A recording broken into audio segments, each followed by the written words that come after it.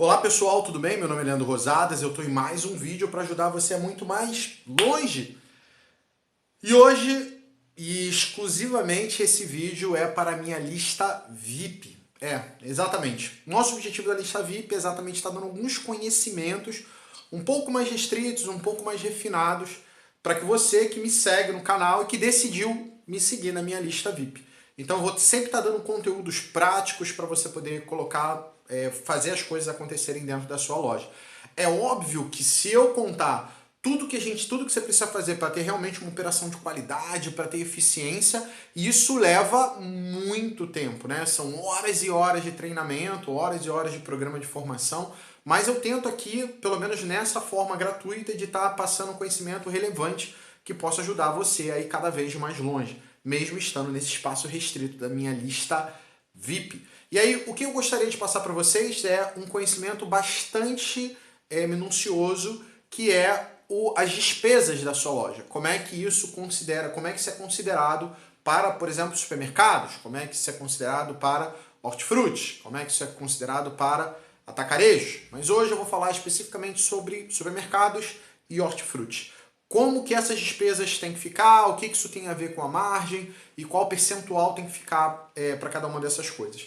Então eu vou passar alguns conhecimentos um pouco mais práticos para vocês poderem entender, para que vocês consigam raciocinar e estruturar um pouco mais o seu financeiro. Então, como é que funciona? Né? Um supermercado, normalmente, ele tem que ter uma margem, pelo menos aí de 28,5 aqui no Rio, mas o ideal é que ele esteja margem acima de 30. Ou seja, margens acima de 30 significa markup de pelo menos 43%. E aí, o que é essa margem acima de... Por que você tem que ter a margem acima de 30? Por um conceito muito simples. Normalmente, o que vai acontecer é que a sua loja vai ter de despesa ali algo em torno entre 20 a 24%, sobrando ali no final algo em torno de 6%, né? Algumas lojas pode sobrar até um pouco mais, um pouco menos, e aí depende da sua margem, depende de como você está administrando as suas despesas. Mas eu vou passar algumas informações que são relevantes para vocês. Por exemplo, a despesa com o pessoal, que é tudo que você gasta, mas tudo, 100% do que você gasta com os funcionários, inclusive impostos, FGTS, INSS, férias, INSS que eu digo é patronal, né? Não do que é descontado do funcionário, porque aí você está descontando dele, não é você que está pagando. Férias, 13º, auxílio alimentação, plano de saúde, ou seja, tudo que você gastar com funcionário, você vai botar nessa despesa. Essa despesa ela não pode passar de 8% do seu faturamento bruto, ou seja, se a tua loja fatura R$1 milhão, a despesa com o pessoal não pode passar de R$80 mil. Se a tua loja fatura 500 mil, sua despesa com o pessoal não pode passar de 40 mil. Se a tua loja fatura 250 mil, a tua despesa com o pessoal não pode passar de 20 mil. E assim sucessivamente. Então, aí a partir disso, isso te dá um parâmetro para você saber se você está gastando muito ou pouco com gente. O ideal é 8%, tá? Ou seja, taxas abaixo de 8%. Porém, algumas empresas chegam a 10% mais ou menos aceitável, mas isso vai tirar do teu lucro, mas o ideal é que seja no máximo 8%. E aí, Leandro, quanto que é a despesa que eu posso investir em marketing, ou seja, na propaganda, em carro de som, em kart e tudo mais? A despesa em marketing ela tem que estar entre 1% e 2,5% no máximo. Né? O ideal é você manter ela ali no máximo estourando em 2%. Então, se a tua loja fatura R$1 milhão, você vai gastar até R$20 mil em propaganda. Ou seja, tudo que você bota para enfeitar a loja, todo o material que você brinde, coisa que você vai comprar para sorteio, a compra da urna, e tudo que você gasta ali para divulgar a sua loja, entra para o custo do marketing, que não pode passar de 2% do seu faturamento bruto. Então a gente já tem o 8% do funcionário, mais 2% do marketing já dá 10%. E aí você tem outras despesas que são as despesas administrativas, a parte de cartão de crédito, os débitos de cartão de crédito, você tem a sua despesa com taxa bancária, você tem juros, você tem aluguel de loja, você tem água, esgoto, você tem telefone e todas as outras despesas que estão dentro da despesa de loja, ou seja, a parte administrativa mais as despesas de loja, não podem passar dos seus 10%, somando um total de 20%. Né? Ah, Leandro, mas a despesa é essa mesmo? Pode ser mais, pode ser menos? Por que eu estou falando? Porque normalmente a gente divide a despesa comercial e a despesa administrativa. O problema é que hora vocês botam coisas de comercial no administrativo, administrativo no comercial, então somando os dois, o máximo que pode dar é 10%.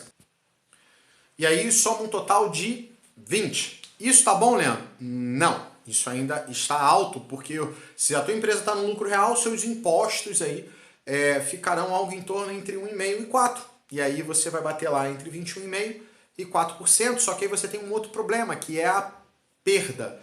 O que é a perda? A perda é a média ali que você tem de taxa de quebra, que a gente chama quebra identificada, que eu fui lá, vi que joguei fora, registrei o valor e aí eu sei que perdi X mil reais. E aí sei que isso é um percentual, que eles chamam de quebra identificada. Você tem a quebra não identificada, que é quando você faz o balanço, eu faço um inventário e eu descubro que de repente desapareceu o produto do meu estoque. E aí isso é uma quebra não identificada. Então, o total da quebra identificada mais a quebra não identificada dá o que a gente chama de perda. A média de perda do país é de 1,96% para supermercado, para hortifruti é de 4%, e aí o que normalmente a gente encontra são perdas de 3, 4% em um supermercado, em hortifruti perdas que chegam a quase 8%. Então a perda também soma a sua despesa, então isso entra na tua despesa. Você não vê, mas tem que entrar lá na tua despesa. Então se você tiver com 24, você vai ter mais 2 de perda, por exemplo, e aí vai fazer com que você tenha somente 26, vai sobrar somente 4% no final. Se a sua margem for 30, se for 31, vai sobrar 5%, se for 32, vai sobrar 6%, e excessivamente. O hortifruti, você tem que atingir margens médias, ou seja, no final do mês, quando você fechar, a tua margem tem que estar batendo entre 35 e 39.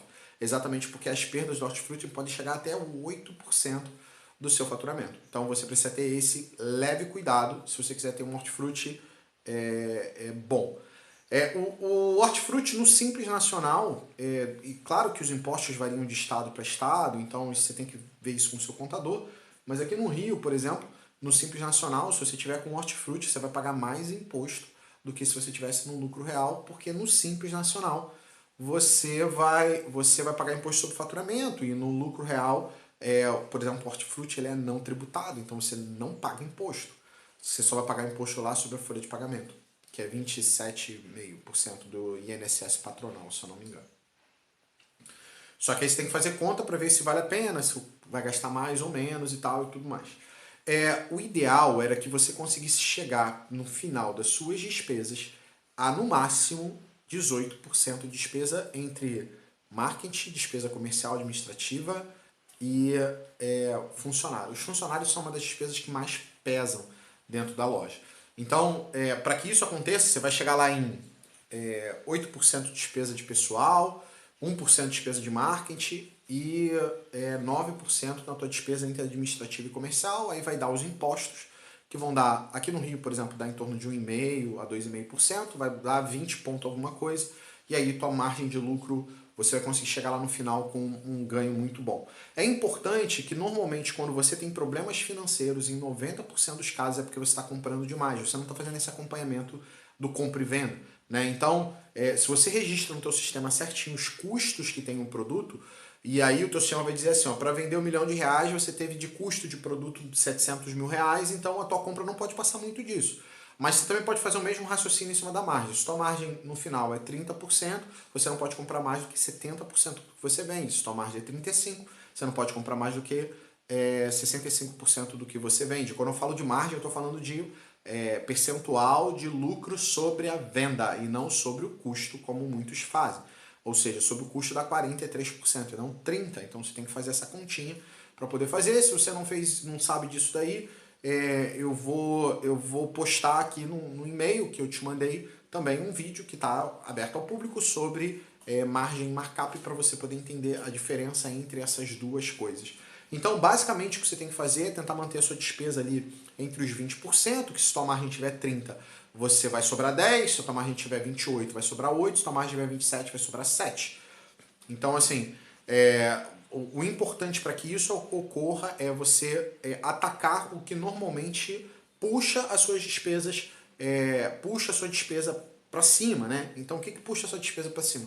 Normalmente, a pessoa quando tem despesa, onde você pode cortar? Na maior parte das vezes é na despesa de pessoal, muitas das vezes é nas despesas financeiras, porque a tua despesa com cartão, por exemplo, não pode passar, não pode ser inferior, não pode ser superior a 1%. Se você estiver antecipando o cartão, essa despesa vai chegar a 2,5%, e aí fica alta, e aí você começa a perder isso 2,5% sobre o faturamento total, né? Porque você não vende 100% de cartão.